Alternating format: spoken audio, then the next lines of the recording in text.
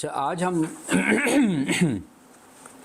ایک دو حدیثیں پڑھتے ہیں، آخر میں مختصر سی دعا کر لیں گے۔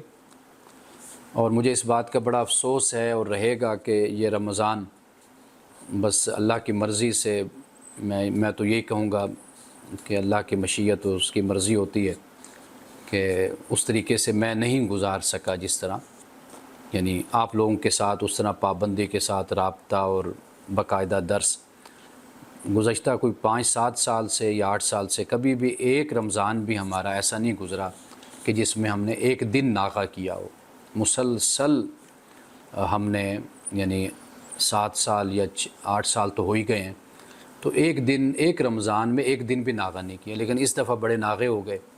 ایک تو پہلی رمضان، یکم رمضان میں بڑے بھائی وفات پا گئے، اور پھر اس کے بعد میری طبیعت شدید خراب ہو گئی، گلا خراب ہو گیا، اس کی وجہ سے کافی چھٹیاں ہو گئیں، تو تسلسل نہیں رہ سکا۔ تو اس کا مجھے افسوس ہے۔ اللہ تعالیٰ معاف کرنے والا ہے، اور جو ہم نے سنا، جو ہم نے کہا، اللہ اس کو قبول بھی کرے، اور آئندہ رمضان المبارک میں اللہ تعالیٰ ہمیں موقع دے کہ ہم زیادہ سے زیادہ استفادہ کریں۔ حضرت عبداللہ ابن عمر سے یہ روایت ہے، کہتے ہیں کہ رسول اللہ صلی اللہ علیہ وسلم نے فرمایا، یعنی مجلس میں بیٹھے ہوئے تھے، سارے بزرگ بھی بیٹھے ہوئے تھے، حضرت ابو بکر، عمر، حضرت عثمان، حضرت علی، دیگر صحابہ سارے موجود تھے۔ حضرت عبداللہ ابن عمر سے روایت ہے کہ رسول اللہ نے فرمایا کہ مجھے اس درخت کے بارے میں بتاؤ جس کی صفت مسلمانوں کی طرح ہے۔ یہ ایسا درخت ہے جو اپنے رب کے حکم سے ہمیشہ پھل دیتا ہے اور اس کے پتے بھی نہیں گرتے۔ آپ دیکھیے کہ فرمایا کہ وہ مثل المسلم، مسلمانوں کی طرح ہے، اس کی صفت، خوبی مسلمانوں کی طرح کیا ہے؟ وہ یہ ہے کہ وہ ہمیشہ پھل دیتا ہے اپنے رب کے حکم سے، اور اس کے پتے بھی نہیں گرتے۔ حضرت عبداللہ بن عمر کہتے ہیں کہ میرے دل میں آیا کہ یہ کھجور کا درخت ہے، لیکن مجلس میں حضرت ابو بکر، عمر رضی اللہ تعالیٰ عنہما کی موجودگی اور خاموشی کی وجہ سے میں نے بات کرنا مناسب نہ سمجھا کہ بھئی اتنے بڑے بزرگ بیٹھے ہیں تو میں کیا بولوں، کیا بات کروں۔ جب ان دونوں بزرگوں نے کوئی جواب نہ دیا تو نبی اکرم صلی اللہ علیہ وسلم نے فرمایا، یہ کھجور کا درخت ہے۔ جب میں اپنے والد کے ساتھ نکلا، یعنی حضرت عمر کے ساتھ، تو میں نے کہا، ابا جان، میرے دل میں یہی بات آئی تھی کہ وہ کھجور کا درخت ہے۔ سیدنا عمر رضی اللہ تعالیٰ عنہ نے فرمایا، تمہیں یہ بتانے میں کیا رکاوٹ تھی؟ اگر تم بتا دیتے تو یہ میرے لیے اتنے مال سے زیادہ خوشی کا باعث ہوتی۔ یہ باپ کہہ رہا ہے بیٹے کو، یعنی حضرت عمر فرما رہے ہیں اپنے صاحبزادے کو۔ حضرت عبداللہ ابن عمر نے کہا کہ مجھے کوئی رکاوٹ نہ تھی سوائے اس کے کہ آپ اور سیدنا ابو بکر دونوں خاموش تھے، اس لیے میں نے بات کرنا مناسب خیال نہیں کیا۔ حضرت عمر نے یہ نہیں فرمایا کہ بھئی اچھا کیا تم نہیں بولے، بڑوں کے سامنے نہیں بولنا چاہیے، نہیں بات کرنی چاہیے، یہ نہیں فرمایا۔ آپ نے حوصلہ افزائی کی۔ آپ نے فرمایا اگر تم بتاتے، الفاظ ہے کہ لو کنت قلتھا کان احب الی من کذا و کذا، یعنی اتنے مال سے نا، ڈھیر سارے مال سے یہ زیادہ میرے لیے خوشی کا باعث یہ بات بنتی کہ اگر تم وہاں پر بولتے اور اپنی بات کو بیان کرتے۔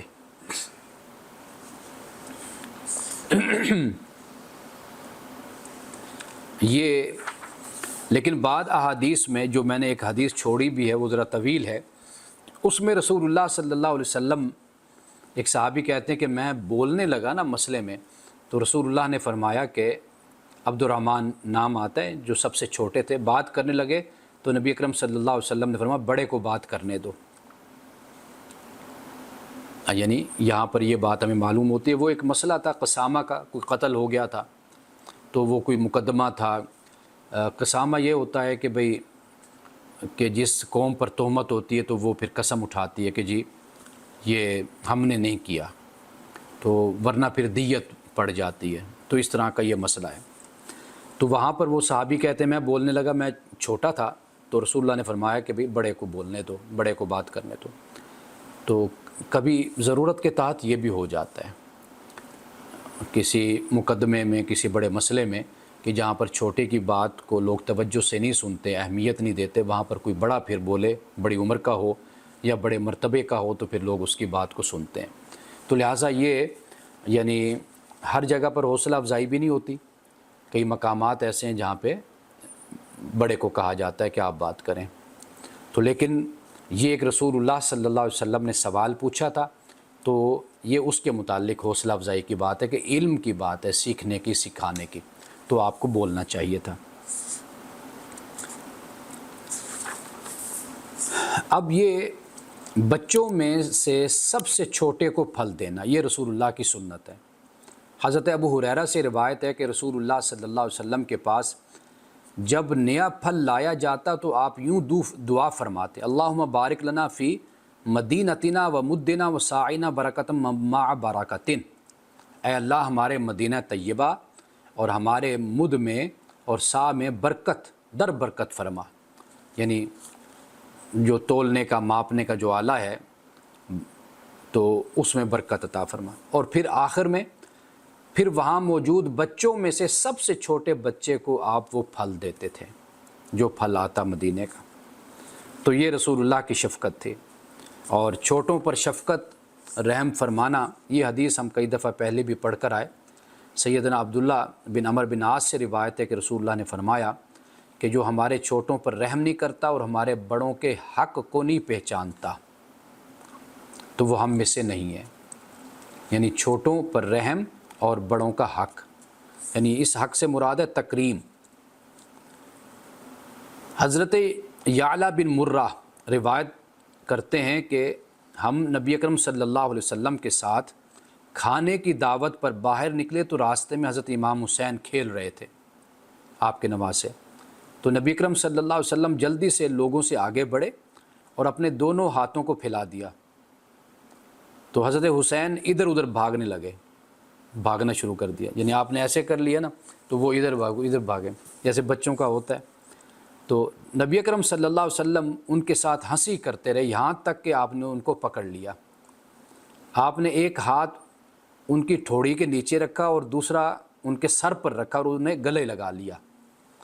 پھر نبی اکرم صلی اللہ علیہ وسلم نے فرمایا کہ حسین منی وانا منہ، کہ حسین مجھ سے اور میں حسین سے ہوں، اللہ اس سے محبت کرے جو حسین سے محبت کرے، یہ فرمایا۔ حسین ہمارے بچوں میں سے ایک بچہ ہے۔ یہ رسول اللہ نے اپنے نواسوں کے ساتھ آپ کی محبت کا یہ عالم تھا، آپ کا طریقہ یہ تھا۔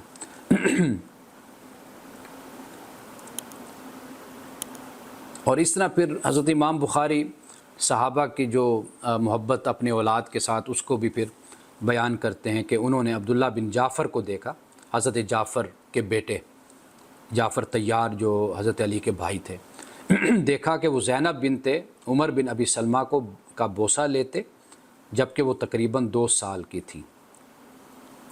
تو یہ عبداللہ بن جعفر کے بارے میں کہ یہ چھوٹے صحابی تھے، صغار صحابہ میں ان کا شمار ہوتا ہے۔ اور حضرت حسن بصری سے روایت ہے، انہوں نے کہا کہ ہو سکے تو اپنی بیوی اور چھوٹی بچیوں کے علاوہ اپنے اہل و عیال میں سے کسی کے بال بھی نہ دیکھو۔ یہ حضرت حسن بصری نے یہ فرمایا، یعنی مطلب یہ کہ حیا کے اور شرم کے جو تقاضے ہیں کہ اپنی بیوی ہے، بچی ہے، اس کی تو خیر ہے، لیکن دوسروں کے بارے میں فرمایا کہ احتیاط کیا کرو۔ مراد یہ کہ جیسے منہ اٹھا کر لوگ چلے جاتے ہیں نا دوسروں کے گھروں میں، تو وہاں پر یا باہر کہیں پر بھی، تو یہ طریقہ درست نہیں ہوتا کہ دوسری خواتین کو دیکھنا، یا جیسے قرآن پاک نے غض بصر کہا، نظروں کا جھکانا، اس سے نظر جھکانے سے مراد یہی ہوتا ہے کہ جو خد و خال کا جو جائزہ لیتی نظر ہوتی ہے اس سے منع کیا گیا ہے۔ بات اصل میں پھر وہی آتی ہے جو میں نے شروع میں کہی کہ اما نہ بنو، جو رسول اللہ نے فرمایا۔ ہر انسان کی اپنی اخلاقیات اور ایمان اور اس کا شعور، یہ نیکی، یہ جذبہ انسان کے اندر ہونا چاہیے۔ معاشرہ جیسا بھی ہے، لوگ جیسے بھی ہیں، سوسائٹی جیسی بھی ہے، لیکن اللہ کے ہاں میری رہائی اس بنیاد پر نہیں ہو سکتی کہ میں یہ کہوں کہ چونکہ معاشرہ برا تھا یا معاشرہ گندا تھا تو مجھے اپنے آپ کو سنبھالنا ہے۔ یہ ذمہ داری ہر کسی نے اپنے عمل کا جواب خدا کی بارگاہ میں دیا۔ یہ احساس اگر پیدا ہو جائے تو پھر سارے مسئلے حل ہو جاتے ہیں۔ لیکن ہمارے ہاں مسئلہ اب یہ ہے کہ ہم دوسروں پر ہی تہمت دھرتے ہیں، تو اب یہ سمجھ نہیں آتی کہ انڈا پہلے کہ مرغی پہلے، کہاں سے برائی کا آغاز ہوا۔